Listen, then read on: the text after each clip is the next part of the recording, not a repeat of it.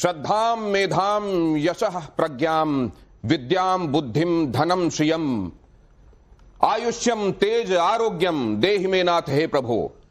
आज जिस व्यक्ति से हम बात करने वाले हैं, लगता है या तो उनके पूर्वजों ने या उन्होंने ये प्रार्थना ईश्वर से की और ये प्रार्थना सुन ली गई, क्योंकि एक व्यक्ति में इतने सारे गुण आपको बहुत कम देखने को मिलते हैं।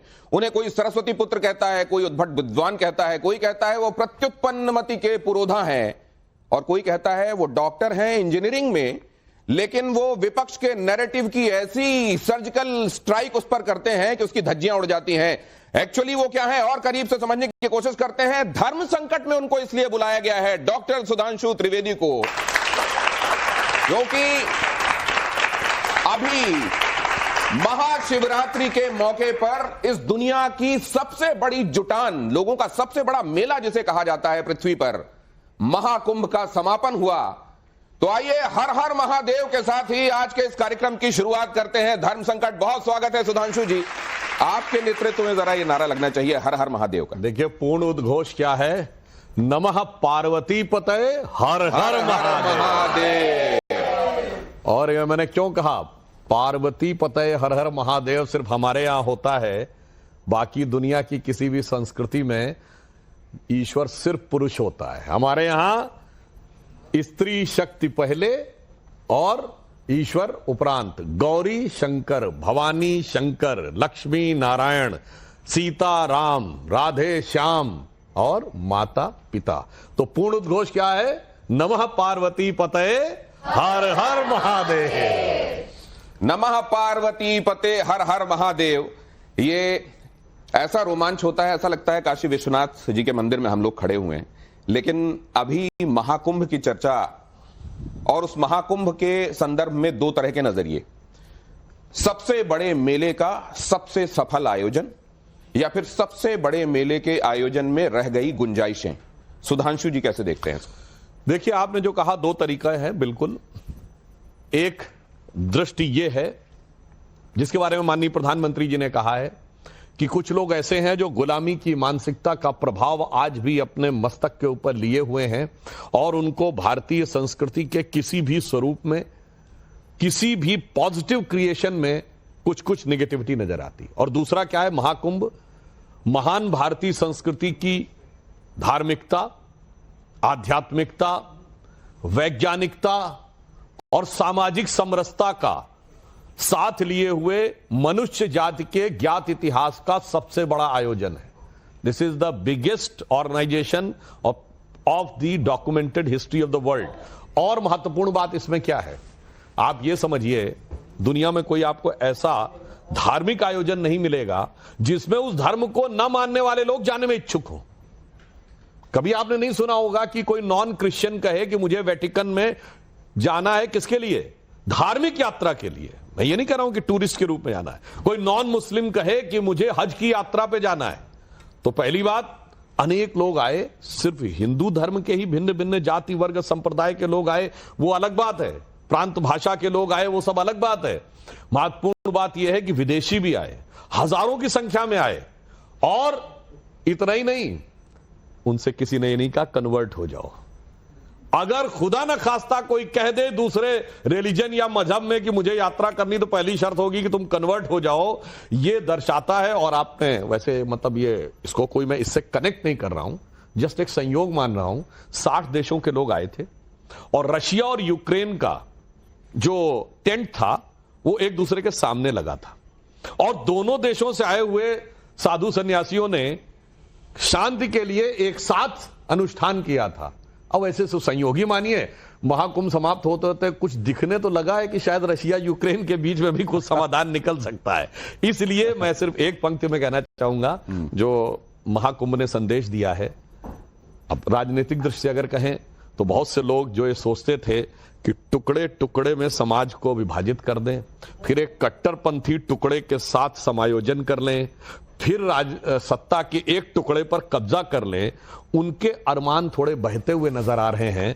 तो मैं एक पंक्ति में कहूंगा ये कुंभ क्या संदेश दे रहा है। जो प्रधानमंत्री जी ने कहा था महाकुंभ का ये संदेश, एक रहेगा भारत देश, तो मैं एक पंक्ति में कहूंगा जाति प्रांत और वर्ग भेद के भ्रम को दूर भगाता है, सबके मन का भाव एक है, सबकी भारत माता है, अनेकता में ऐक्य मंत्र को जन जन फिर अपनाता है, देखो प्यारा देश हमारा आगे बढ़ता जाता। क्या बात, देखो प्यारा देश हमारे आगे बढ़ता जाता है। और हम आगे बढ़ते हुए, इससे पहले कि अगला सवाल उनके सामने लेकर जाऊं सुधांशु जी के, आज के विशिष्ट मेहमानों से आपका परिचय करा देता हूं। वरिष्ठ पत्रकार हमारे साथ मौजूद हैं, राहुल देव साहब हमारे साथ मौजूद हैं, उमाकांत लखेरा जी हमारे साथ मौजूद हैं, प्रेम कुमार जी हमारे साथ मौजूद हैं।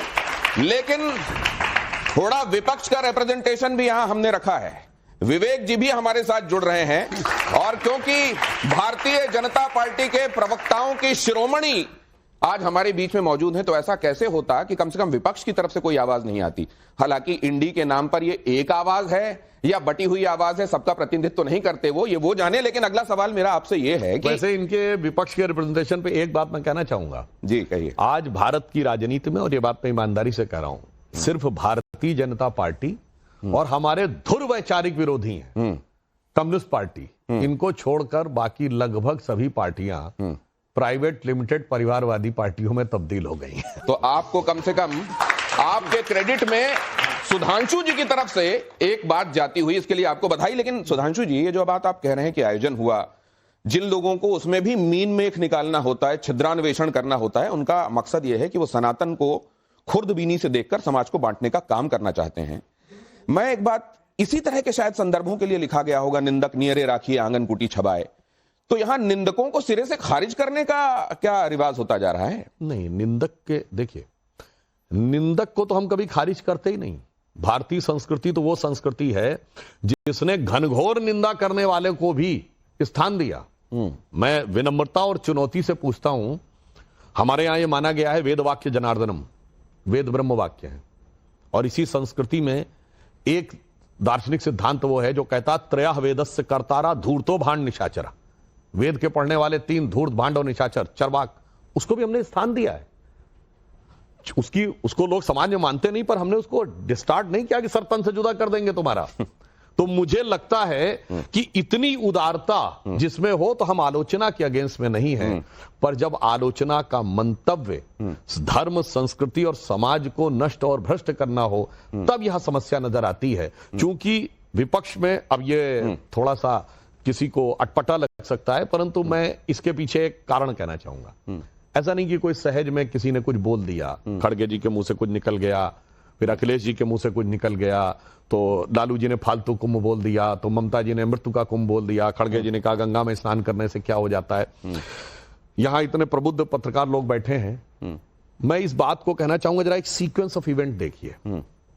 पिछले 7-8 सालों से अमेरिका में रिलीजियस फ्रीडम की रिपोर्ट आती थी, जिसमें भारत के बारे में जबरदस्त आलोचना होती थी कि साहब भारत में रिलीजियस फ्रीडम नहीं है। अब नया एडमिनिस्ट्रेशन आने के बाद जो खुलासा हुआ है, उसको तो यूएसएड से जो पैसा आ रहा था, उसमें जॉर्ज सोरोस फाउंडेशन से पैसा आ रहा था, और उसकी चीफ कोई इंडियन ओरिजिन की ही लेफ्टिस्ट लेडी थी। तो अब ये बात साफ सामने आ रही कि वो पॉलिटिकली मोटिवेटेड रिपोर्ट आती थी।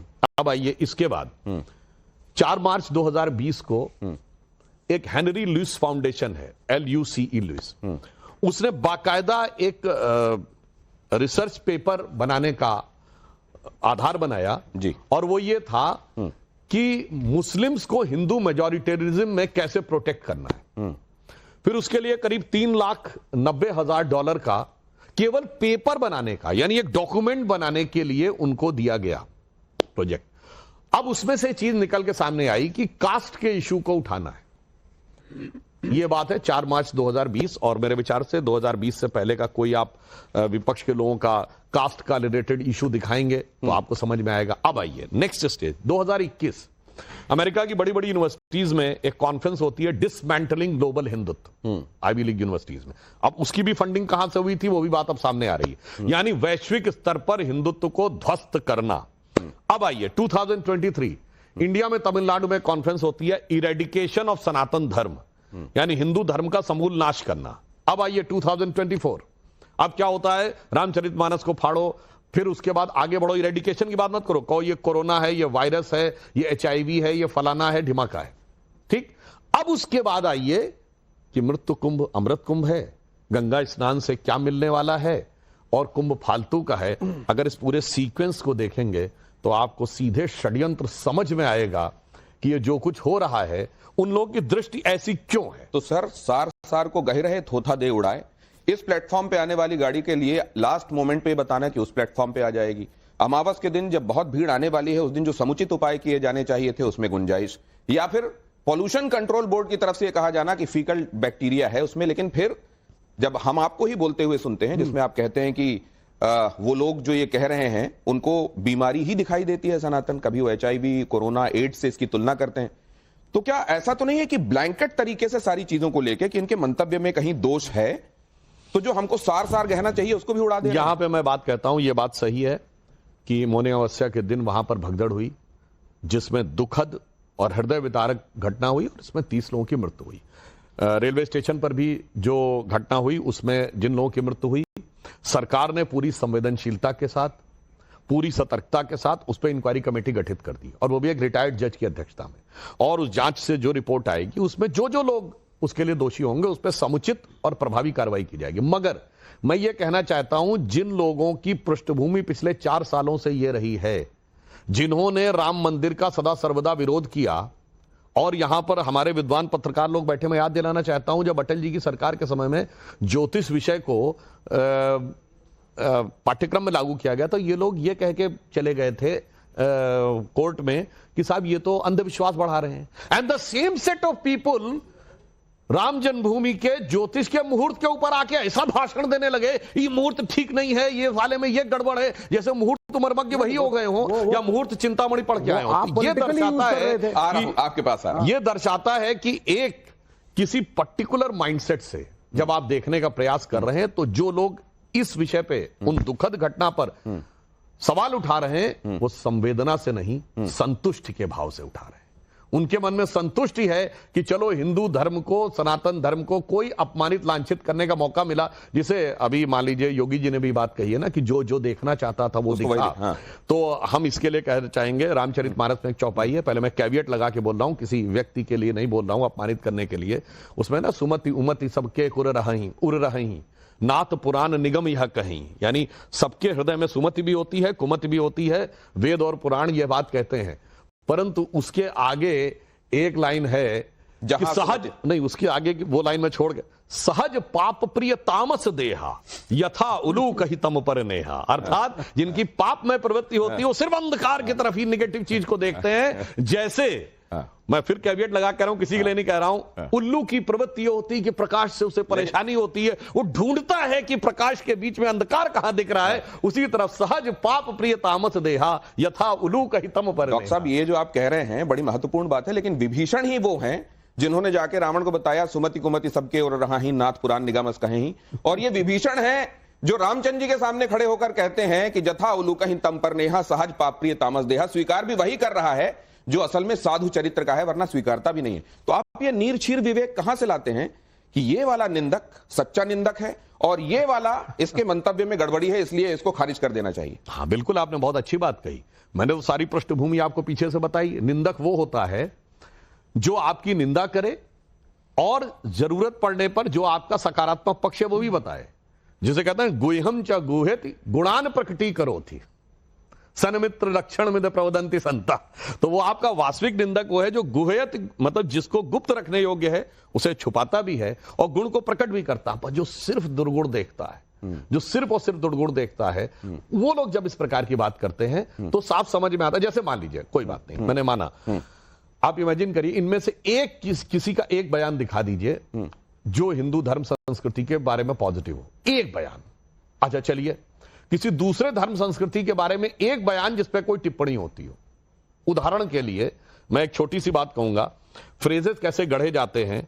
पितृ सत्तात्मक सत्ता, शुद्ध संस्कृत में शब्द प्रयोग किया गया, मगर मर्दुम अजीम रवायत शब्द नहीं यूज होता है। और पितृ सत्तात्मक सत्ता वाले कभी नहीं पूछते हैं कि साहब ये 4 बीवी रखना पितृ सत्तात्मक सत्ता है या नहीं। ठीक, ये मेहरम की परंपरा पितृ सत्तात्मक सत्ता है कि नहीं? मेहरम समझते थे, शायद आप में से बहुत बच्चों को ना पता हो। मेहरम वो परंपरा थी कि अगर हज पे 2 महिलाओं को जाना है तो वो नहीं जा सकती, 2 बहनें चाहे या मां बेटी चाहे नहीं जा सकती, एक पुरुष के ही संरक्षण में हो जा सकती, उसे मेहरम कहते थे। हमारी सरकार ने खत्म किया। और हलाला पितृ सत्तात्मक है कि नहीं? ट्रिपल तलाक सिर्फ पुरुष दे सकता है, स्त्री को अधिकारी नहीं है रिवर्स में देने का। इसीलिए हमें कहते हैं कि जब वो लोग उस दृष्टि से देखते हैं तो नीर क्षीर विवेक देखने की जरूरत नहीं होती। आप जानते क्या हो गया, सोशल मीडिया का दौर आ गया है, अब इतना नीर क्षीर विवेक दिखने लगा है कि अब छुपाना बड़ा मुश्किल है। वो दिन गए जब 4 लोग बैठ के पत्रकार लिखा करते थे और वही छपा करता था और वही पढ़ा जाता था। तो जिसे हम अपने लखनऊ की भाषा में कहते हैं कि अमा मियां वो दिन लद गए जब उस्ताद लल्लू का फाकते उड़ाया करते थे। उससे पहले जरा यह भी समझ लूं कि क्योंकि शिवरात्रि के साथ महाकुंभ का समापन हुआ है, शिवरात्रि में जिस तरह से संभल जाने वालों की एक तरीके से उनमें वो उद्यत दिखाई दिए, उनकी बड़ी भीड़ दिखाई दी, उनमें इच्छा दिखाई दी, तो ये वहां का महत्व है, शिव जी से जोड़कर देखा जा रहा था इसलिए है, या संभल में बीते दिनों जो हुआ है उसकी वजह से ये ट्रेंडिंग हो गया इसलिए लोग जाना चाह रहे हैं? देखिए, दोनों बातें बताता हूं। देखिए, पहली बात, संभल में महत्वपूर्ण बात यह है कि जिस स्थान को आर्कियोलॉजिकल सर्वे ऑफ इंडिया का प्रोटेक्टेड मॉन्यूमेंट माना गया, यानी सरकारी संपत्ति, वहां एएसआई नहीं जा सकती और इसके बाद भी संविधान खतरे में नजर नहीं आता। ये सुधांशु जी के बूते की ही बात है। और यहां क्योंकि ये यूथ बैठा हुआ है और इनमें से बहुत सारे बहुत कुछ बनना चाहते हैं, इतना सारा याद कैसे रहता है, स्मृति में कैसे, इतना ये टीम कैसे हो जाता है? एक फैक्ट और बता दूं, लोग कहते हैं गंगा स्नान में इस पर्टिकुलर सिचुएशन में कौन सी ऐसी चीज आ जाती है। वो चीज तो पुरानी हो गई कि गंगा में ऑक्सीजन कंटेंट ज्यादा है, उसमें ऐसे बैक्टीरिया ज्यादा हैं जो किसी भी उसको, वो तो चलिए केमिकल है। मैं एक छोटी सी बात कहना चाहता हूं, हमारे यहाँ जल में पवित्रता का बहुत महत्व है। हमारे कहा जाता हाथ में जल लेकर संकल्प लो। इवन जिसको जल से ज्यादा पवित्र माना गया, ये नहीं कहा गया था हाथ में दूध लेकर संकल्प। गाय को ज्यादा पवित्र माना गया, फिर भी ये नहीं कहा जाता घी लेकर लो, जल ही लेकर संकल्प क्यों लो, क्योंकि हमारे माना गया है कि जल में चेतना का अंश है। और आज आप लोग जाके चेक करिएगा, there is a French scientist, his name is Luc Montagnier, LUCMONTAGI। ये कौन था? जिसने HIV के वायरस को सबसे पहले आइडेंटिफाई किया था। 2008 में इसको केमिस्ट्री का नोबेल प्राइज मिला। 2010 में इसने ये थ्योरी दी है कि वाटर हैज ए मेमोरी, जिसको होम्योपैथी वालों ने बड़ा यूज किया। उसने कहा कि अगर आप डाइल्यूशन, जिसको आप होम्योपैथी में 10m का डाइल्यूशन कह देते हैं, तो उनका कहना अगर 10⁻18 मॉलिक्यूल्स के बीच में एक मॉलिक्यूल रह जाए तो वो तो कहीं केमिकली एग्जिस्ट ही नहीं करता। पर उसने कहा है कि साहब उसके बाद भी उस वाटर में वो प्रॉपर्टी दिखती है, तो उसने, जिसके लिए साइंटिफिक कम्युनिटी ने उसकी बड़ी आलोचना की, भयंकर आलोचना की, भाई ये नोबेल प्राइज विनर है, इसने बहुत बड़ा काम किया, पर ये कौन सी बात कहने लगा कि वाटर में मेमोरी होती है। तो हम तो यही कहते हैं, इसीलिए हमारे क्या कहा जाता है, जल में शक्ति। और मैं ये भी कह रहा हूं, सिर्फ हिंदू धर्म में क्यों, मगर ये दूसरे वाले हिम्मत नहीं करेंगे। जो लोग मक्का मुनव्वर की यात्रा पर जाते हैं, वहां भी एक पवित्र जल है जमजम, जिसको आबे जमजम कहते हैं, उसे ग्रहण किया जाता है। हैसियत नहीं है किसी सेकुलर में क्यों बोल दे कि उसमें से क्या हो जाएगा, जो कहते हैं गंगा जल में से क्या हो जाएगा। अब आप जाइए वेटिकन जाइए, किसी उसमें पोप भी तो आपके ऊपर ऐसे जल छिड़कता है, क्यों नहीं बोल सकते उसके बारे में? वहां तो वो भी यही कहते हैं, आबे जमजम में भी कहा जाता है आपके पाप नष्ट होते हैं, और पोप भी कहता है योर स्पिरिट गेट्स यहां कोई ये कह रहा है कि आचमन करना या अपने ऊपर छिड़कना। भैया वो नहीं कहते खड़गे जी कि काहे वहां जा रहे हैं, उससे क्या मिलने वाला? बहुत से लोग ये कहे जो पापी हैं वो जा रहे हैं, जाने क्या क्या बोला, वो छोड़िए वो सारी बातें। इवन जो हमारे हिंदू फैमिली के धर्म और रिलीजन है, स्वर्ण मंदिर में भी तो पवित्र सरोवर है, और उसमें भी ये मान्यता है कि उसके पानी से वो मिलता है। इसीलिए मैं कह रहा हूं, जो कुछ साइंस ने कहा, जो हिंदू धर्म ने कहा, उन बातों का वैज्ञानिक आधार भी है, मगर राजनैतिक और आइडियोलॉजिकल द्वेष से प्रेरित होकर जो उसके लिए अगेंस्ट में बोलते हैं, तो वही पॉइंट कह के बात को समाप्त करता हूं जो प्रधानमंत्री जी ने कहा। अभी समाप्त मत कर दीजिएगा, एक लाइन अभी आपसे जारी अपना वक्तव्य है। वो जानते क्या है, वो कैरीड ओवर इफेक्ट है मैकॉले और मार्क्स के माइंडसेट का, वो विदेशी मानसिकता का। तो मैं एक लाइन में कहूंगा अपने सारे राजनीतिक विरोधियों के लिए कि अपने वतन पर सदियों तक है रही हुकूमत गैरों की, लेकिन कुछ चेहरों पर अब तक धूल है उनके पैरों की। ये जो विमर्श, जो बातें यहां हुई, सबसे महत्वपूर्ण आपको क्या लगा और आपका सवाल क्या है अगले 2 मिनट? महत्वपूर्ण नहीं, जो मुख्य बात लगी, महत्व और अमहत्व तो एक अलग बात है, क्योंकि आप किसी और चीज को महत्व देंगे, मैं किसी और को दूंगा, सब्जेक्टिव। ठीक। लेकिन एक चीज मेरे जरूर ध्यान में आई कि सुधांशु जी अभी लगातार जो वो कह रहे थे, उसमें एक भाव बिना कहे लगातार ये था, वो एक तरफ से ये कह रहे थे कि हम किसी की निंदा नहीं करते, निंदकों की निंदा हो रही थी केवल, लेकिन उनके पूरे विमर्श में विरोधियों को, जो उनके राजनीतिक विरोधी हैं, वो अधर्मी हैं, वो धर्म विरोधी हैं, और एक धर्म वो इस्लाम, मतलब बिना कहे इस्लाम के खिलाफ उनके सारे उदाहरण देखिए वहां से आते हैं। तो जो गलत के सारे उदाहरण हैं, अगर आपको दूसरे धर्मों में सिर्फ गलत ही दिख रहा है, केवल अपने ही धर्म में सारी सर्वश्रेष्ठता, महानता, सद्गुण सारे दिख रहे हैं और दूसरे कहीं दिख नहीं रहे हैं, इनमें कहीं और मुझे किसी भी दूसरी परंपरा, धर्म और उसके बारे में कोई प्रशंसा भाव तो दिखा नहीं। कोई विधायात्मक बात हो कि उसमें भी कुछ अच्छा है। तो ये सारा एक एकांगी विमर्श है। वो जो जल का सब जगह महत्व उसी तरह का ऐसा है। बाकी धर्मों के बारे में क्या ये टिप्पणी हुई कि वो श्रेष्ठ नहीं है?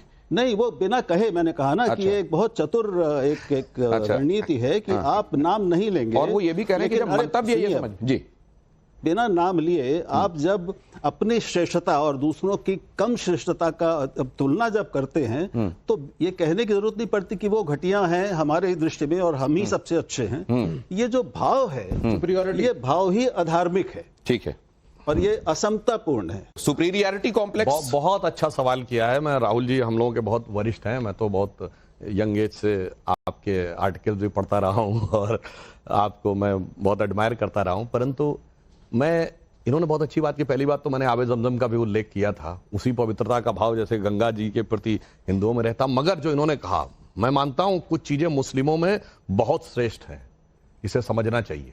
जैसे हमारे यहां भाषाई विविधता है, उस विविधता को विभाजकता बनाया जा सकता है, मुस्लिमों में नहीं बनाया जा सकता। आपने कभी असदुद्दीन ओवैसी को नहीं सुना होगा वो कहे मुझे तेलुगु में बोलना, उसके लिए लड़ रहा हो। कभी महबूबा मुफ्ती नहीं कहेगी मुझे कश्मीरी में बोलना, उसके लिए मैं लड़ रहा हूं। कभी बदरुद्दीन अजमल नहीं कहेगा मैं असमिया के लिए लड़ रहा हूं। कभी मैं नहीं कहेगा मौलाना मदनी कि मुझे तमिल के लिए लड़ना है। अब आइए बांग्लादेश निर्माण किस बात पे हुआ? भाषा पर हुआ। मैं बिल्कुल इसी पे बात लड़ रहे हैं। सऊदी अरेबिया लड़ता है। आपका पूरा ऑब्जर्वेशन और सवाल दूंगा। अरे होने दीजिए, पूरी बात हो जाने दीजिए, राहुल जी की बात हो जाने दीजिए, आ रहा हूं, मत होइए। और मैं अच्छी बात बता रहा हूं, मुस्लिमों में एक और बात है, आप उनके अंदर किसी प्रकार का भेदभाव नहीं पैदा कर सकते। वो कम्युनिस्ट हैं, अमीर गरीब को नहीं लड़ा सकते। 57 में से एक मुस्लिम देश कम्युनिस्ट नहीं हो पाया। आइए हमारे यहां लड़ा सकते हैं। वहां पे आप उत्तर भारत दक्षिण भारत को नहीं लड़ा सकते, वहां पे आप अगड़े पिछड़े को नहीं लड़ा सकते, वहां आप सामान्य और दलित को नहीं लड़ा सकते। और मुस्लिम धर्म में सबसे खास बात क्या, जो आपने इस चुनाव में भी देखा, देखिए जो बात किसी समाज की प्रशंसनीय है उसे मानना चाहिए। वो ये कहता है कि मुझे मकान मिला, हेल विद इट, मुझे नल मिला, मुझे शौचालय मिला, मुझे आयुष्मान भारत मिला, हेल विद इट। मुझे देखना है कि मेरे जो नेताओं ने कहा मेरा कौम का फ्यूचर क्या दिख रहा है। I look at this. हिंदुओं में क्या हुआ, उन्होंने कहा अरे हमारा फ्यूचर क्या होगा, हेल विद इट, मुझे ये मिला, ये मिला। तो हिंदुओं की सोच व्यक्तिगत हो गई, मुस्लिमों की सोच समष्टिगत हो गई। जो समष्टि के लिए यानी पूरी टीम भावना से खेलता है। हरियाणा के दिल्ली के नतीजों के बाद भी ये कह रहे हैं। मैं सुनिए बता रहा हूं क्यों। जैसे अब आपने बड़ी अच्छी बात कही, हरियाणा में सबसे बड़ी जीत कहां मिली? ममन खां जीते 98,000 से, हुड्डा जी जीते 70,000 से। लोकसभा में सबसे बड़ी जीत कहां मिली? असम के धुबरी में रकीबुल हसन 10,25,000 से और राहुल गांधी 3,62,000 से। क्यों?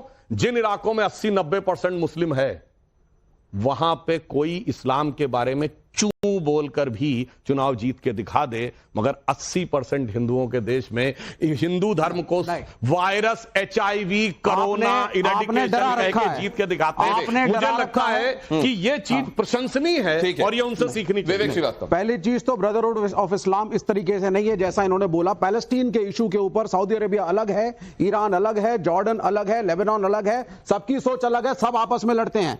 पाकिस्तान के अंदर आप चले जाइए और पढ़ लीजिए, पाकिस्तानी जो पंजाबी मुस्लिम है, खैबर पख्तून का जो मुस्लिम है, जो सिंधी मुस्लिम है, रीजनलिज्म है, लड़ाइयां हैं, अपनी अपनी भाषा के लिए भी लड़ रहे हैं। ऐसा नहीं है। और तो जो ये कहना कि साहब मुसलमान का मतलब वो सारे इकट्ठा होकर के ग्रुप में घूम रहे हैं, ये एक आप तो ये क्यों कहा जाता है कि मुसलमान टैक्टिकल वोटिंग करता है? हिंदुओं को डराना चाहते हैं। टैक्टिकल वोटिंग करता है, ये कहां से आया? इसलिए ये अब होने लगी है। देखिए अंतर क्या है। जैसे मैं आपके लाखों दर्शकों से कह रहा हूं, आपने हिजबुल्लाह के लिए सभाएं देखी, कश्मीर से लेकर लखनऊ से लेकर हैदराबाद तक। हमास के लिए प्रदर्शन देखे। ये एकजुटता है, लड़ रहे हैं आपस में, मगर जब मुद्दा आएगा तो हम एक साथ खड़े। मगर उम्मा वहीं से आया गया। मैं उस पे आ रहा हूं। मगर आपने कभी ये सुना कि धुबरी में हिंदुओं के साथ क्या हुआ उसके लिए कोई कार्रवाई हो जाए ना। अरे कश्मीर में कुछ हुआ उससे क्या मतलब है? जब कश्मीर में हुआ था पूरे भारत में कोई प्रदर्शन देखा गया? उस समय तो जो संघ भाजपा के लोग थे सिर्फ विषय उठाते थे, कभी हिंदू समाज सड़कों में दिखा, मगर हिजबुल्लाह हमास फिलिस्तीन के लिए उठा, जय फिलिस्तीन कहा गया। ये उनसे सीखने वाली बात है कि हाउ यू गेट कनेक्टेड। महत्वपूर्ण बात है जो आप कह रहे हैं, इसका जवाब दीजिए। मुसलमानों का डर फैलाते हैं। देखिए, इन्होंने जो बात कही तो मैं यही जवाब देना चाहता हूं। ऐसे तो अगर कहा जाए, जब हम अंग्रेजों से लड़ाई लड़ रहे थे तो इस भारत में सारे के सारे भारतीय ही थे। फिर अंग्रेज हम पे क्यों हुकूमत कर रहे थे? क्योंकि भारतीय संख्या में थे, चेतना नहीं थी। आप में से शायद बहुतों को न पता हो, 1945 में सेकेंड वर्ल्ड वॉर खत्म हुआ तो भारत की सेना कितनी थी? 25 लाख, और उसमें अंग्रेज सैनिक 40,000, 24.5 लाख हिंदुस्तानी थे, मगर चेतना का भाव नहीं था। गांधी जी ने शुरू करके चेतना का भाव बढ़ाया। फिर चाहे तिलक ने पूर्ण स्वराज्य की बात कही, फिर वीर सावरकर ने कहा, नेताजी सुभाष चंद्र बोस ने कहा, भगत सिंह, चंद्रशेखर आजाद, बागा जतीन, शकील सान्याल, तब वो चेतना उठते उठते 40 साल लगा, तब जाके 47 में आजादी मिली। आपकी बात बिल्कुल सही है कि हिंदू संख्या में है, मगर यही तो मैंने कहा ना, मगर उसके अंदर चेतना नहीं आई है। इसीलिए जब राम मंदिर का आंदोलन शुरू हुआ था तब हम 2 सीटों के थे, क्योंकि चेतना मंदिर के पक्ष में सिर्फ इतनी थी। अब चेतना का विराट रूप दिखा है। कुंभ से नहीं आएगी। और एक पॉइंट नहीं आएगी। मगर एक चीज जो मुस्लिम समाज को हिंदुओं से सीखनी चाहिए, जैसे इन्होंने कहा वहां फिलिस्तीन में सब लड़ते हैं, बिल्कुल सही बात है। वहां जो समाज में भिन्न भिन्न सेक्शंस हैं उनमें अलग अलग है, पर किसी को अलग नहीं आता। जैसे कुंभ में आपने देखा सब एक साथ स्नान कर रहे थे, 20 किलोमीटर लंबे घाट थे, ऐसा तो नहीं था ये फलां जाति का घाट है, ये फलां वर्ग का घाट है। लेकिन एक बात किया, ये हिंदू ब्रदरहुड, नहीं, मैं 1 मिनट पूरी कर लूं, बात तो समझ। मगर मुस्लिमों में क्या होता है, ये शियाओं का कब्रिस्तान है, ये सुन्नियों का है, ये बरेलवियों की मस्जिद है, ये देवबंदियों की है, ये अहले हदीस की है, ये हनफी की, और फिर इतनी ज्यादा एक दूसरे के खिलाफ हो जाते हैं कि जहां 100% मुस्लिम है वहां मस्जिदों में धमाके क्यों हो जाते हैं? मेरी समझ से बाहर है भाई। अफगानिस्तान में, सीरिया में, पाकिस्तान में, पेशावर में शिया मंदिर में धमाका।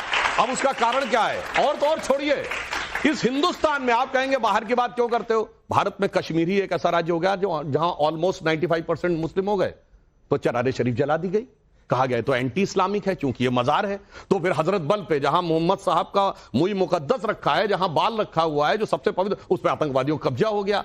तो मुझे लगता है को एग्जिस्टेंस अगर सीखना है तो हिंदुओं से सीखो। जो मैंने आपको पहले बताया कि हमारे यहां कोई आलोचना भी करता है तो कोई फर्क नहीं पड़ता है, एक धर्म की आलोचना कर दे, ग्रंथ की आलोचना कर दे, ये कर दे, वो कर दे, ये चीज हमसे सीखनी चाहिए। मगर एकजुट कैसे रहा जा सकता उनसे? सर, तो टॉलरेंट होना, एकजुट उस तरीके से नहीं होना, ये हमको कमजोर बना देता है, ये हमारी मजबूती है। बहुत आपने अच्छी बात कही।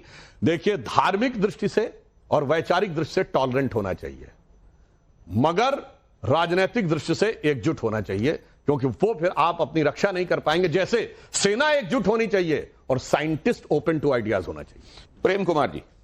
जी, सुधांशु जी जो बात कर रहे हैं कितनी विडंबनाओं से पूर्ण है, उसकी ओर मैं बस इशारा करना चाहता हूं। ये कह रहे हैं जो मुसलमानों के बारे में बता रहे हैं कि वो एकजुट हो जाते हैं और हिंदू एकजुट नहीं हो जाते हैं, इसको ये कह रहे हैं, बुराई कर रहे हैं, और उसी बुराई को हिंदू धर्म एक्सपेक्ट कर रहे हैं कि ये क्यों नहीं एकजुट हो जाते हैं। अगर उनका एकजुट होना आपकी नजर में ईर्ष्या का कारण है या बुराई है, तो उसी तरह का हमारी बुराई है, हम उनकी बुराई नहीं, उनकी तो अच्छाई है, एक्सपेक्टेशन हिंदुओं से आप कर रहे हैं कि आप भी उसी तरह से मुस्लिम की तरह क्यों नहीं एकजुट हो जाना, एक कसक पैदा कर रहे हैं। आज राजनीतिक रूप से आलोचनाएं दरकिनार कर दी गई। क्या आपने कांग्रेस मुक्त भारत का नारा नहीं दिया? दिया कि नहीं दिया? दिया। ये क्या है? अपोजिशन जब आप खत्म कर देंगे तो डेमोक्रेसी बचेगी क्या? डेमोक्रेसी का इंटीग्रल पार्ट है अपोजिशन, और आप तो लंबे समय तक अपोजिशन में रहे हैं। फिर भी आपके बीजेपी मुक्त या जनसंघ मुक्त का नारा किसी ने दिया क्या? 400 से ज्यादा सीटें राजीव गांधी को आई थी, लेकिन उन्होंने कभी ये नहीं कहा कि बीजेपी मुक्त होना चाहिए। तो ये जो आपकी बातों में जो विडंबना है, जो विरोधाभास है, फिलहाल मैं यहीं पर इतनी बात रखता हूं, क्योंकि आपने बहुत सारी बातें कही हैं, उस पर मैं बाद में भी बोलूंगा। देखिए, उन्होंने सारे राजनीतिक विषय कहा, तो मैं बताना चाहता हूं, इन्होंने कहा कि तो बीजेपी तो तब थी नहीं, 2 सीटें थी, तो बीजेपी मुक्त की तो बात अब समझ में आ रही, मगर विपक्ष मुक्त तो कर दिया था ना इमरजेंसी में, सिर्फ सदन से बाहर नहीं किया था, सारा विपक्ष जेल में था। और उसके बाद संविधान के बड़े से बड़े परिवर्तन कर दिए थे। और इतना ही नहीं, जब यूपीए 1 और 2 सरकार थी तो ये हिंदू आतंकवाद की फर्जी थ्योरी गढ़ी गई थी कि नहीं, कि सारे हिंदुओं को आतंकवादी सिद्ध कर दो। और विकीलीक्स के अनुसार, मैं विकीलीक्स को एक नहीं कह रहा हूं, ये हमेशा ये परमानेंट, ये सत्य है, परंतु आज तक कांग्रेस ने खंडन नहीं किया है। बकौल विकीलीक्स राहुल गांधी जी ने अमेरिका के डेप्यूटी चीफ ऑफ मिशन, शायद उस समय वो स्टीवन वाइट उनका नाम था, उनसे बातचीत में यह कहा कि जैशे मोहम्मद और लश्कर तैयबा उतना बड़ा खतरा नहीं है जितना कि हिंदू फंडामेंटलिज्म खतरा है। मुझे लगता है इस प्रकार की बातें करने की बात, और फिर बाकी मैं बात कहता हूं, आप आस्था की बात करते हैं, सिर्फ दुनिया में कोई ऐसा उदाहरण है जहां कोई भगवान अपना मुकदमा खुद लड़े हो? यहां श्री राम लला विराजमान अपना मुकदमा खुद लड़े हैं। दुनिया में कोई ऐसा धर्म मजहब जिससे कहा गया पहले तुम साबित करो कि ये हुए थे कि नहीं, यही अयोध्या थी कि नहीं, और फिर ये बातें की गई, इतने कमरे थे तो यहां पे हुए थे कि नहीं, ये सारी बातें देखी गई हैं। उस पृष्ठभूमि में जब आप देखते हैं तो साफ समझ में आता है कि किसके मन में क्या भाव था, और मुक्त करने का पूरा प्रयास हुआ करें। और मैं बाकी करोड़ों दर्शकों से कहता हूं, आप जाइए, मेरी बात पे भी ना विश्वास करिए, ना किसी और की बात पे विश्वास करिए। एक कॉन्सेप्ट होता है आइडियोलॉजिकल सबवर्जन, जो जाके पढ़ लीजिए। कांग्रेस मुक्त की बात जब आप करते हैं तो हिंदू विरोधी मुक्त की बात होती है। नहीं, मैं आपको बता रहा हूं, भारत को कैसे हिंदू संस्कृति पूरी तरह समाप्त करने का प्रयास किया गया था, वो अंग्रेज और मुगलों का दौर छोड़ दीजिए। एक केजीबी का जासूस था, उसका नाम था यूरी बेजमेनेव, जो भारत में पत्रकार बनकर रहता था 60 और 70 के दशक में। 2006 में उसने कैनेडियन टीवी को एक इंटरव्यू दिया है जिसमें उसने पूरा खाका बताया है कि 4 स्टेजेस बनाई गई थी कि कैसे भारत को धर्म से मुक्त करना है। फर्स्ट स्टेज थी स्टेज ऑफ डिमोरलाइजेशन, यानी हमारे दिमाग में भरना हमारी धर्म संस्कृति की हर चीज गलत है। उसके बाद सेकंड स्टेज थी स्टेज ऑफ डिस्टेबलाइजेशन, अब उस पर आंदोलन खड़े करने हैं। थर्ड स्टेज थी स्टेज ऑफ रिवोल्यूशन, यानी अब उनको हिंसक आंदोलनों में तब्दील करना है। और फोर्थ स्टेज थी स्टेज ऑफ नॉर्मलाइजेशन, यानी उसके द्वारा सत्ता प्राप्त करनी है। तो मुक्त करने का प्रयास किया, परंतु सुनिए, हम तो वो हैं, शिवरात्रि और अभी महाकुंभ समाप्त हुआ है, अधरों की प्यास बुझाई है मैंने पीकर, वह आग प्रखर हो जाती दुनिया भस्मसात जिसको क्षण भर ही छूकर। फिर भय से व्याकुल दुनिया ने आरंभ किया मेरा पूजन, मैं नर नारायण नीलकंठ बन गया, न इसमें कुछ संशय, हिंदू तन मन हिंदू जीवन, रग रग हिंदू मेरा। उमाकांत लखेरा जी, हम का मतलब क्या है?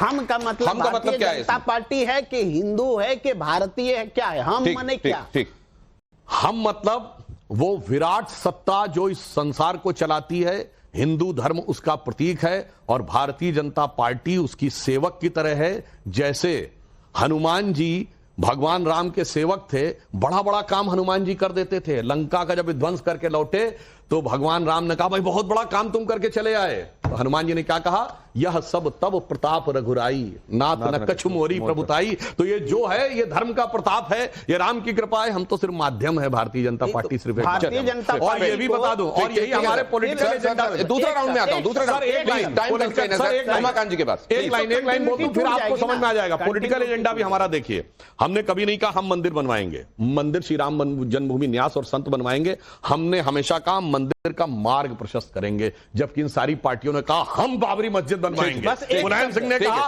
नरसिम्हा राव ने कहा हम बाबरी मस्जिद बनवाएंगे। उमाकांत जी, मैं सुधांशु जी की बात पटुता जो थी, जो भी उन्होंने बातें रखी हैं, मेरा उसमें 2-3 चीजें हैं जो निकल के नहीं आई हैं।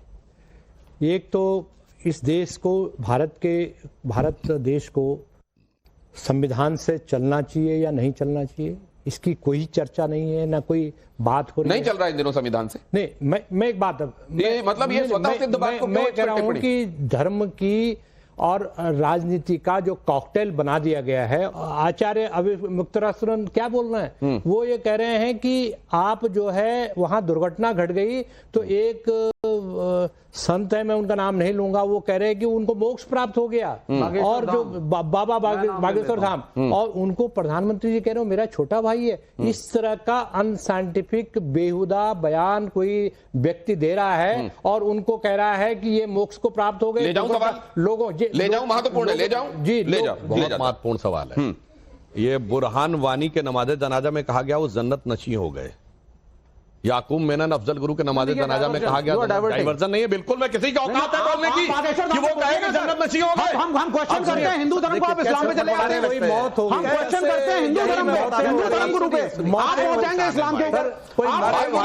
आप अपना रिबटन लाइएगा बात पूरी होने के बाद। अब मैं बताना चाहता हूं, जो लोग कहते हैं बाबा ऐसे हैं, साधु सन्यासी ऐसे, ठीक है, आप कई बातों पर आपत्ति होती है, बिल्कुल उसका आपका स्वागत करते हैं जो आपको आपत्ति है, मगर मैं कहना चाहता हूं मुल्ला उमर तो घोषित आतंकवादी था, मौलाना मसूद अजहर घोषित आतंकवादी था। हैसियत है किसी की बोलने की कि मुल्ला मौलवी के अंदर ऐसे आतंकवादी होते हैं, ऐसे बलात्कारी होते हैं, ऐसे चुप सुई पटक सन्नाटा नहीं है, बाबा बागेश्वर धाम शांति पे चाहिए, तो डाइवर्ट करके मुल्ला पे जा रहे हैं। उत्तर नहीं है, हिम्मत नहीं है कि बोल सके धीरेन्द्र शास्त्री ने गलत बोला। नहीं है हिम्मत, बड़ी मजेदार बात नहीं है हिम्मत, पार्टी एक्शन लेगी। हिम्मत बताता हूं, सुनिए ना। हाफिज साहब, ओसामा जी, जाकिर नाइक खान का मसीहा, इशरत जहां बिहार की बेटी, याकूब मेनन के जुडिशल किलिंग, अफजल गुरु हालात का मारा। अब सुनिए उनका जो आवेग दिखाई पड़ रहा, मैं बताना चाहता हूं, ये तो वो पार्टी है ना, कम्युनिस्ट पार्टी, जो कहती है हम धर्म को नहीं मानते, हम नास्तिक हैं, ठीक है, मगर पश्चिम बंगाल में फुरफुरा शरीफ के गद्दी नशी पीरजादा अब्बास सिद्दीकी से गठबंधन करके चुनाव लड़ रहे हैं, कहते हैं साहब मैं नास्तिक हूं।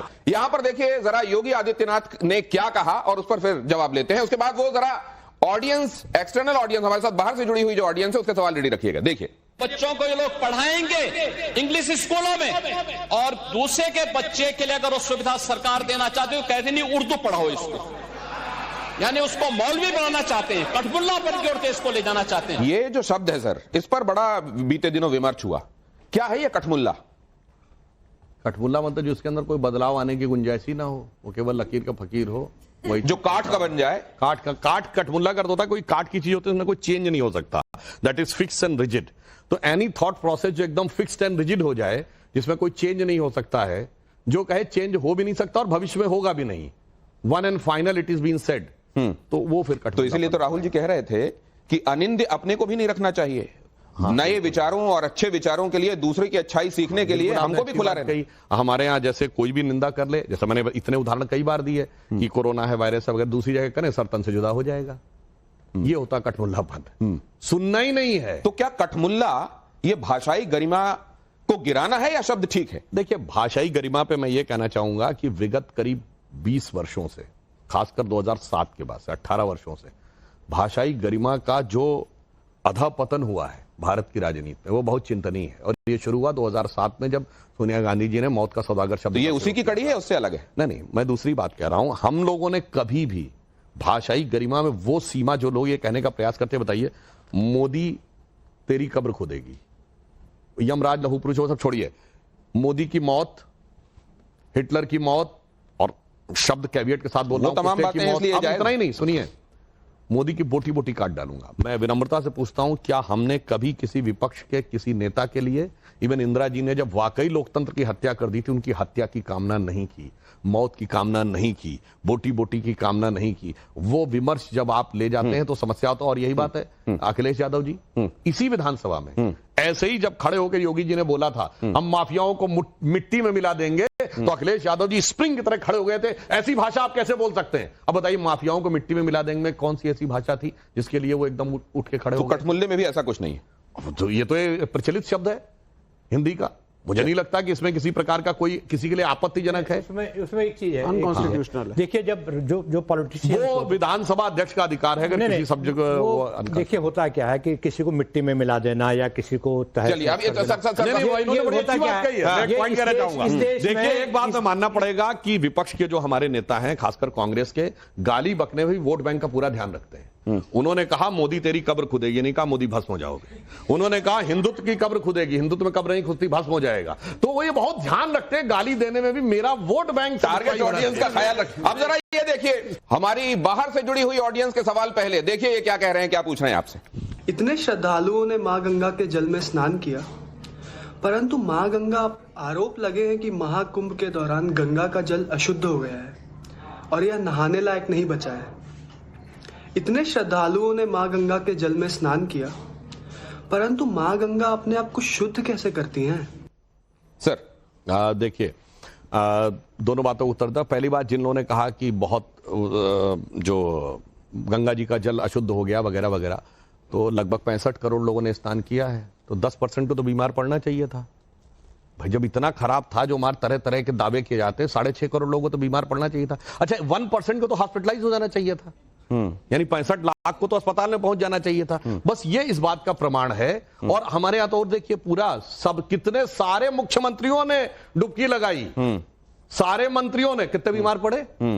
हाँ, मगर जमुना में था, जब हमारे प्रदेश अध्यक्ष वीरेंद्र सचदेवा जी गए थे तो उनको एडमिट होना पड़ा राम मनोहर लोहिया में, और उसकी रिपोर्ट भी अवेलेबल तो सर ये थोड़ा पहले से नहीं शुरू हो सकता था जो हम देख रहे हैं? बात जो मैं कह रहा हूं, थोड़ा पहले शुरू करा। जो दूसरी बात उन्होंने कहा, गंगा जी शुद्ध कैसे करती हैं, यहीं पे मैं कहना चाहता हूं, जो अब रिसेंट थ्योरीज आ रही हैं, जैसे मैंने लुस मोंटेग्नेर का नाम लिया, वो तो फिजिकली तो देखा जाता है गंगा में गुड बैक्टीरिया अधिक है, फिजिकली देखा जाता है उसमें ऑक्सीजन कंटेंट अधिक है, जैसे फिजिकली देखा जाता है कि देसी गाय के मिल्क में A2 ज्यादा है, परंतु इसके अंदर कुछ सूक्ष्म आध्यात्मिक चीजें भी हैं, कुछ वाइब्रेशंस भी हैं जो लोगों को नहीं समझ में आते हैं अभी। जो साइंस इवॉल्व करेगी तो समझ में आएगा। जैसे करंट के चारों तरफ मैग्नेटिक फील्ड होती है, ये जब तक मैक्सवेल और फैराडे ने नहीं बताया था, नहीं समझ में आता था, सब यही मानते थे बस ये तार ही के अंदर जो ऊर्जा है, नहीं, तार के चारों तरफ भी ऊर्जा थी। उसी प्रकार पानी में केमिकल ऊर्जा तो है ही है, उसके साथ साथ एक कॉस्मिक ऊर्जा भी है, चेतना भी। ये आने वाले समय में धीरे धीरे समझ में आएगा। अगला सवाल सर, मेरा सवाल सुधांशु त्रिवेदी सर से है। सर, बीजेपी पार्टी सेक्युलरिज्म और प्लेसेस ऑफ वर्शिप एक्ट 1991 के पक्ष में या विपक्ष में? बस ठीक है, नेक्स्ट दे दीजिए प्लीज, पास कीजिए। सर, हम लोग तो उसके पक्ष में नहीं है, परंतु वो मामला जो है सुप्रीम कोर्ट में विचाराधीन है, उसके निर्णय की प्रतीक्षा, और हमें लगता है उसमें बहुत सारी ऐसी गलतियां हैं।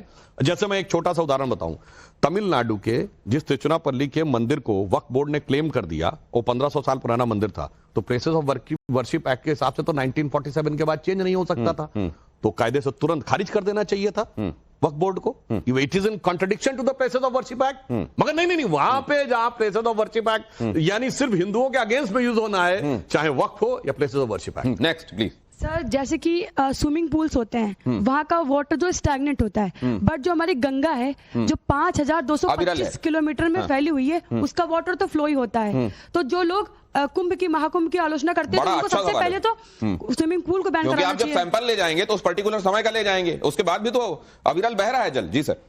नहीं, जो उन्होंने बात कही बिल्कुल सही बात है। अगर आप ईमानदारी से करें तो मैं सारी चीजों में, जैसे आपने, मैं किसी धर्म के प्रति अगेंस्ट में नहीं बोल रहा हूं, मस्जिद में भी आपने वजू करते हुए देखा होगा, और उसमें लोग मुंह भी लेते हैं, कुल्ला भी करते हैं, हाथ भी करते हैं। किसी ने उसका सैंपल लेके कभी गया है कोई कि साहब ये कितना सही है कि गलत है फलाना? जबकि इसमें तो सही बात है, फ्लोइंग वाटर में तो कुछ समय के बाद अपने आप क्लीनिनेस आ जाती है। ये जरा एक राउंड आपके साथ हम करना चाहते हैं। यहां कुछ चीजें मैं आपके लिए प्ले करूंगा, कुछ एक चेहरे आपके सामने रखूंगा, और उस पर अगर आपके मस्तिष्क में पहला भाव क्या आता है अगर आप बताएं। बहुत जल्दी से प्ले कीजिए वो चेहरे जो सुधांशु जी के लिए। और पहले सवालों के साथ शुरू करते हैं। यहां पे तो विकल्प भी हैं। महाकुंभ में रिकॉर्ड तोड़ भीड़ की वजह क्या थी? योगी राज में हिंदुत्व जागरण, एक रहेंगे तो सेफ रहेंगे, सनातन के मौजूदा उत्साह और उल्लास की वजह से, सोशल मीडिया पर 144 साल वाली बात की वजह से। देखिए, मैं मानता हूं कि इसमें सबसे प्रमुख कारण जो है वो सनातन धर्म के प्रति उल्लास और उत्साह है। फिर उसके बाद एक रहेंगे सेफ रहेंगे का भाव है। उसके बाद योगी जी की सरकार का शानदार जो है मैनेजमेंट है। तो एक ई भी, ऑल ऑफ देम। 144 वाली बात आप नहीं कर रहे। चलिए, ठीक ही नहीं सकती। आगे नेक्स्ट। अब ये बताइए, 65 करोड़ के आयोजन का एक कारण हो सकता है, यही अंतर है, सिमेटिक थॉट है कि सिर्फ एक ही किताब हो सकती है, एक ही गॉड हो सकता है, एक प्लेस ऑफ वर्शिप हो सकती है। अगला, हिंदू जागरण को शक्ति देने वाला इनमें से सबसे बड़ा सीएम चेहरा कौन है? योगी आदित्यनाथ, हेमंत बिस्व शर्मा, पुष्कर सिंह धामी, देवेंद्र फडणवीस। तेरी पूजा की थाली में लाए हैं हम आज फूल हर रंग के, आज हर डाल से। तो हमारे यहां विविधता की महत्ता है। चारों जो हैं, कोई यूपी से है, कोई बंगाल से, कोई महाराष्ट्र से, कोई बंगाल से, वो गीत याद है ना, सब है, सबने अपना अपना योगदान दिया है। अगला दिखाइए जरा, इन दोनों में क्या होना चाहिए? वक्फ बोर्ड, सनातन बोर्ड बनना चाहिए? वक्फ बोर्ड हटना चाहिए, सनातन बोर्ड बनना चाहिए? देखिए, उस विषय पे चूंकि संसद ने कमेटी बना रखी है, तो मुझे लगता है हमें सांसद की, हाँ बिल्कुल करना चाहिए। बहुत जल्दी से लाइए, ज्यादा समझदार नेता कौन है इनमें से? ये आपने बड़ा टाई करवा दिया। मैच टाई हो गया। दोनों में बहुत सारी समानताएं हैं। दोनों विदेश में पढ़े हुए हैं और दोनों ने ऐसे ऐसे अद्भुत अद्भुत ज्ञान दिए हैं। अब मतलब इसमें मैं कहना चाहूंगा कि उन्हें देखकर अब दोनों ही प्रॉब्लम चाइल्ड हैं। एक से पिताजी परेशान रहते थे, एक से माताजी परेशान रहती है। तो ये तुलना मुझे लगता है बड़ा मुश्किल काम है। इसमें बताना बहुत मुश्किल काम है। ज्यादा समझदार आपको अगर उठाना हो तो आप मुश्किल है नाम लेना। उसमें भी तो फिर वैसे जनता जो मानती है तो अखिलेश यादव जी थोड़ा ज्यादा फिर भी समझदार हैं। ये पहला तो ये कि अयोध्या के बाद से जो मंदिरों को मुक्त करने की मांग चल रही है तमाम जगहों पर, जिसमें प्लेसेस ऑफ वर्शिप एक्ट का हवाला भी आप देख रहे हैं, ये जायज है या नहीं? है तो हां, नहीं है तो नहीं। जायज तो है, उसकी व्यवस्था देखनी चाहिए कि किस प्रकार से हो सकती है। जायज है, हां। संभल में अगला कल की अवतार होगा, दुनिया को तारने वाला अगला अवतार भगवान विष्णु का संभल में ही होगा, हां या ना? शास्त्रों ने भी कहा है, वेद हमारे नेत्र हैं, इसलिए। अभी सर एक फिल्म आई छावा, छत्रपति संभाजी जिनका जिक्र आपने किया, बस हम समाप्ति की तरफ, तो उसको लेकर कई लोगों ने कहा कि एक एजेंडा को प्रोपोगेट करने के लिए यह फिल्म बनाई गई है। कई ट्वीट्स भी हमने देखे। आपकी निगाह में ये क्या है? बहुत दुख की बात यह है, मैं सिर्फ एक एग्जांपल देना चाहता हूं। वीएस नायपॉल बहुत बड़े नोबेल प्राइज विनर हुए हैं। उन्होंने एक किताब लिखी थी, 2003 में नोबेल प्राइज मिला था। उन्होंने बहुत पहले किताब लिखी थी, इंडिया वुंडेड सिविलाइजेशन। उन्होंने कहा था भारत दुनिया का इकलौता देश है जहां राष्ट्रवाद को मजबूत करने नहीं, कमजोर करने का इतिहास पढ़ाया जाता है। हम दुनिया के इकलौते देश हैं जो अपने लिखे इतिहास को प्रामाणिक नहीं मानते, दूसरे को मानते हैं। कोई जर्मन दिखाइए जो कहे कि ब्रिटिशर का लिखा इतिहास प्रामाणिक है, कोई फ्रेंच दिखाइए जो कहे पोलिश का लिखा इतिहास प्रामाणिक है। और विदेशियों में भी जिन्होंने हमारे बारे में अच्छा लिख दिया, मेगास्थनीज, वेनसोंग, इत्सिंग, फाइयान, मार्को पोलो, वो नहीं जिन्होंने जो हमें लूटने आए थे, लुटेरों के लिखे इतिहास को प्रामाणिक माना है। इसलिए समस्या ये आ रही है। वास्तविकता तो यह है जो कुछ हुआ है, और मैं कह रहा हूं छोड़िए इन सारी बातों को, दुनिया में एक ऑथेंटिक रिसर्च हुई है। जो लोगों का मैसेकर किया गया सरकारों के द्वारा, युद्ध नहीं, सरकारों के द्वारा जो मैसेकर किया गया, उसको किया है हवाई यूनिवर्सिटी के एक प्रोफेसर हैं आर.जी. रमल, कोई जाके चेक कर ले, RUMMEL। और उन्होंने एक डिवोसाइट बनाई। उन्होंने 2000 साल की हिस्ट्री का ऑथेंटिक स्टडी करके कहा है कि मिनिमम 90 करोड़ से लेके 1 अरब 40 करोड़ लोग मैसेकर में मारे गए हैं, मगर भारत में 13वीं शताब्दी से पहले कोई मैसेकर नहीं हुआ है, with an a little example of Kalinga. और एक कोई उन्होंने साउथ की एक और उसकी बताया था जिसमें कुछ हजार लोग मारे गए थे। अब 13वीं शताब्दी के बाद भारत में क्या हुआ सब समझ में आता है। और बाकी डॉक्यूमेंट्री एविडेंस, फतवाए आलमगिरी में क्या क्या लिखा हुआ है, मसीरे आलमगिरी में बाकायदा उसका जो ट्रांसलेटेड बाय यदुनाथ सरकार अवेलेबल है, पेज नंबर 80 से 100 के बीच में पढ़ लीजिएगा। औरंगजेब के ऑर्डर अवेलेबल है, एक एक किताब में लिखा होना, एक गवर्नमेंट ऑर्डर आज आता ना कि gazetteer of the government of, उसमें लिखा है कि 30 अप्रैल 69 को ये सारे मंदिर तोड़ दिए जाएं। फिर 2 सितंबर को मुसद्दत खान और बाकी आके कहता तोड़ दिए गए, तब कहता इनकी मूर्तियों को उसमें लगा दिया जाए। सब बिल्कुल रिटेन लिखा हुआ है।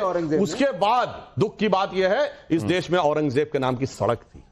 दुनिया में कोई देश बताइए जिसने अपने लुटेरे के नाम पे सड़क बनाई हो। और जब हमने हटाने का प्रयास किया तो छाती पीटने के लिए आने लगे। और मैं पूछना चाहता हूं, औरंगजेब का सगा बड़ा भाई था दारा शिकोह, जो गंगा जमुनी तहजीब की बात करते हैं, उसने इस्लाम और हिंदुइज्म के मिलन के ऊपर एक किताब लिखी, मंजुमल बहरीन। दारा शिकोह के नाम पे कुछ नहीं, दारा शिकोह की जयंती कभी नहीं, और गंगा जमुनी तहजीब के नाम पे औरंगजेब सवाल मैंने कई बार पूछा सर यहां पर लोगों से, और खास तौर से उस तरफ की जो विचारधारा को प्रोपोगेट करने वाले लोग हैं। उन्होंने कहा कि देखिए वही लोग हैं जिनकी छत्रछाया में हिंदुस्तान को एक करने की कोशिश की गई। उन्होंने ये भी कहा कि वो हमारे हीरो इसलिए भी हैं क्योंकि देखिए जब वो आए तो वो चाहते थे तो यहां पर हिंदू धर्म के मानने वालों का एकदम सफाया कर सकते थे, क्योंकि इतने लंबे समय तक उन्होंने राज किया, लेकिन वो सबको पनपने का मौका दे रहे थे। देखिए समस्या क्या थी कि छत्रपति संभाजी जैसे लोग, छत्रपति शिवाजी महाराज जैसे लोग, गुरु गोविंद सिंह जैसे लोग, महाराणा प्रताप जैसे लोग, और कितने ही ऐसे हमारे जिनको इतिहास में स्थान नहीं दिया गया, वो इतने मजबूत थे कि इस कारण से ये सारा कन्वर्जन नहीं कर पाए। वरना मैं पूछना चाहता हूं, और एक और बात बता दूं आपको, प्रॉफेट मोहम्मद के बाद 50 साल के अंदर अरब से शुरू होकर Iran, Iraq, Egypt, Syria, Lebanon से होते हुए यहां तक आ गया था इस्लाम। उसके बाद आज 1500 साल के बाद भी पूरा नहीं हो पाया। और ये मैं ऐसे नहीं कर रहा, अल्ताफ हुसैन हाली ने बाकायदा एक पोयम लिखी है, वो दीने हिजाजी का बेबाक बेड़ा, निशा जिसका अक्साए आलम में पहुंचा, न दीना में अटका न मंजिम में टटका, मुहाजिर हुआ कोई इंसान न जिसका, किए पैसे पर जिसने सातों समंदर, वो डूबा दहाने में गंगा के आकर। मगर हमें समझाया गया कि हम साहब ये हो गए, हम सब्जुगेट नहीं हुए। वो हमें 1500 साल के बाद भी कन्वर्ट नहीं कर पाए। नुकसान आजादी के बाद ज्यादा हुआ, क्योंकि हमारी जो मेंटल ताकत थी वो भी कमजोर कर दी गई। इसलिए ये जो अमृतकाल की लड़ाई जानते हैं, एक मामले में जिम्मेदारी से कर रहा हूं, आजादी से बड़ी लड़ाई है। क्यों? आजादी की लड़ाई वो थी कि हम जेल में बंद थे, हमें पता था जेल से बाहर निकलना है, और एनी हाउ निकलना हो, दोबारा जेल में नहीं आता है। ये जानते लड़ाई क्या है? ड्रग्स दे दी गई है, तमाम बहुत बड़ी आप बात सोशल कह रहे हैं मीडिया, सर आप। उनको विदेशी ये हेडलाइन दे रहे हैं आप हमको। ड्रग्स ऐसी भरी हुई है। ये आप हेडलाइन कह रहे हैं सर। बिल्कुल साहब, अमृतकाल की लड़ाई आजादी से की बड़ी लड़ाई से बड़ी है, क्योंकि यहाँ समाज का एक वर्ग सुधांशु उसको सच मान त्रिवेदी के जी बैठा ने हुआ है। धर्म संकट वो में कह रहा कहा है। और आपने सुना, अमृतकाल की लड़ाई आजादी से बड़ी लड़ाई है और इस पर विवेक जी कुछ कह रहे हैं। ये गलत है, एंटी कॉन्स्टिट्यूशनल है, एक धर्म को प्रमोट कर रहे हैं, ये मेरा संविधान भी ठीक नहीं है, कहता है। राहुल जी। आप मुसलमानों को, ईसाइयों को, समाप्ति की तरफ है, बहुत बहुत संक्षिप्त रखिए नागरिक मानते नहीं हैं। प्लीज राहुल जी। सर ये बताइए, कांग्रेस का एक राष्ट्रीय स्तर का नेता बताइए जो अंग्रेज फांसी चढ़ा हो, जो काला पानी हुआ हो, अंग्रेजों को गोली से मारा गया हो। प्रेम जी, जल्दी लाला बता लाजपत दीजिए। राय छोड़ के कम्युनिस्टों के किसी नेता को गिना डंडे दूं? भी कम्युनिस्टों पड़े के हो। नेता अब गिना दूं? सुनिए पूरी बात। कम्युनिस्टों जो के नेता आजादी गिना की देता लड़ाई हूं, के सर। एक कम्युनिस्ट तो खैर उस जमाने में अंग्रेजों के साथ भी थे, वो सब बात कहाँ थे? मैं भगत सिंह सिर्फ एक बात कम्युनिस्ट है, पूछना सर। चाहता हूँ। कांग्रेस का अस्तित्व नहीं था, कांग्रेस का अस्तित्व नहीं था, वो तो आजादी अब बात अपने पॉलिटिकल पार्टी थी। आप बीच में आ रहे हैं। कांग्रेस की स्थापना किसने की? एलन ऑक्टेवियम ह्यूम, एक ब्रिटिश। कहाँ की बातें आप सुनिए, आप सुनिए। छोड़ो अपना योगदान बताइए। अपना योगदान बताइए। दूसरे से सवाल कर रहे हैं। आज जैसे 1857 में कांग्रेस क्या कर रही तो थी? सर हमारी संसद जब जिसमें थी लगती नहीं, रही थी नहीं तो फिर आज हम बने 1951 में, हमारा योगदान कैसा था। सवाल है? एक बात कह दूं, मजे की बात क्या है, और सुनिए, आप पहले 15 साल के कांग्रेस के कुछ अध्यक्षों के नाम देखिए। जॉर्ज यूल, विलियम वेडनबर्न, अल्फ्रेड रोब, और 1910 में कोई जाके चेक कर ले, मैं चुनौती से कहता हूं, जिस साल वीर सावरकर को 2 जन्मों का काला पानी दिया गया, उस साल कांग्रेस का अध्यक्ष ब्रिटिश सरकार का सेक्रेटरी विलियम वेडनबर्न था।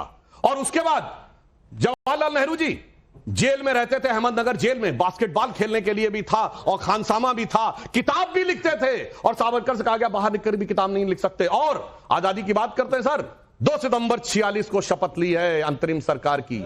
नेहरू जी ने वेवेल के द्वारा क्वीन के नाम की निष्ठा की शपथ लेकर यूनियन जैक झंडे के नीचे। तो ये बताइए ना, वो तो कॉमनवेल्थ का कॉन्सेप्ट है ना सर। इसलिए मैं कहना चाहता हूं, सुनिए, ना कोई गोली खाया, ना फांसी चढ़ा, ना काला पानी हुआ, ना डंडा खाया, मगर सब कुछ संग्राम उन्होंने लड़ा। इसके लिए एक लाइन कही जा सकती है कि नौरंगी सियासत दौरा तो देखिए कि मंजिल मिली उन्हीं को जो शरीके सफर न थे। चलिए, बहुत धन्यवाद आप सभी का धर्म संकट में हिस्सा लेने के लिए। आप सबने कीमती वक्त निकाला, कहीं गुंजाइश रह जाती है उसके लिए माफी। बहुत धन्यवाद सर आपका भी। आपने जितना वक्त हमसे देने के लिए कहा था उससे ज्यादा हमने बिठाया, लेकिन आप हमारे साथ बने रहे और आपने पूरी दिलचस्पी के साथ आपने इसमें हिस्सा लिया। बहुत धन्यवाद हमारे दर्शकों का भी। धर्म संकट जारी रहेगा। आज के लिए इतना ही।